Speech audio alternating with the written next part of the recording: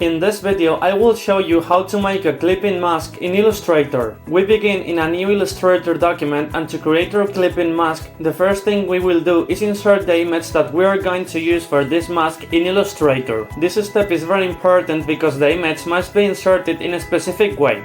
To do this, we go to the top menu of the page, and among all these options, we click on File. Next, in this drop-down menu, we need to go to the central part and click on Place.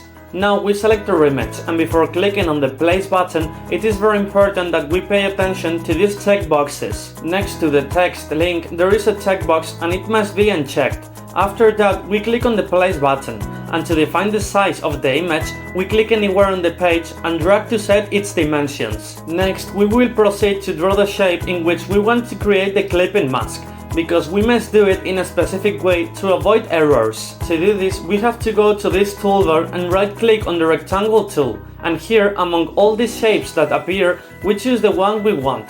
In my case, I will choose the ellipse tool. Remember that it is not necessary to create a shape with these tools to make a clip-in mask.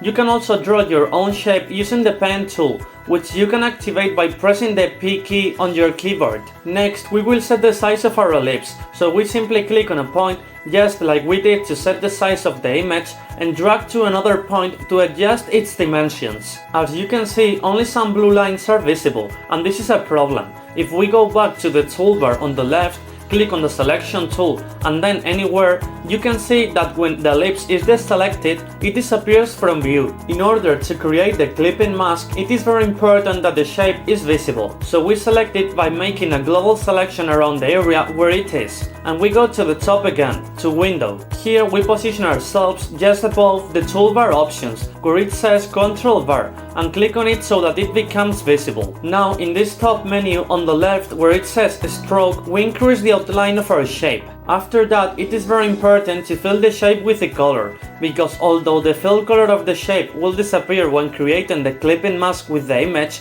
we must fill it even if it is just with white. Otherwise, it will be much more difficult to select the shape later. To do this, in the color box on the far left, we click, and in this color palette, we choose any color, in my case white.